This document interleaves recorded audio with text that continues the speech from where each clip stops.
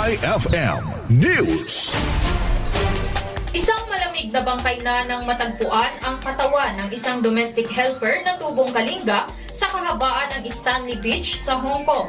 Ang nasabing report ay kinumpirma ni OWA Kalinga Family Welfare Officer Rhea Alos. Kinilala ang biktima na si Georgia Walis Gonayon, 49 anyos, tubong Tanudan, Kalinga. Sa inisyal na impormasyon na unang iniulat ng mga amo ni Gonayon ang pagkawala nito noong ika-13 ng Setyembre matapos umano itong umalis at hindi na nakabalik. 2 araw matapos ang report ay natagpuan ng mga otoridad ang wala ng buhay na katawan ng biktima sa Stanley Beach Bay. Ayon kay Alos, hindi pa rin tukoy ang sanhi ng pagkamatay ng biktima. Ngunit nakikipagtulungan na ang OWA sa mga otoridad ng Hong Kong para sa investigasyon. Nakatakda namang magbigay ang ahensya ng repatriation benefits sa pamilya ni Georgia kabilang ang death at burial assistance. Si Georgia ay nagtrabaho bilang OFW sa Hong Kong mula pa noong taong 2006. Naulila nito ang kanyang asawa at 5 anak. At muna ang ating ulat sa mga oras na ito. Ako si LV Ancheta para sa 98.5 IFM.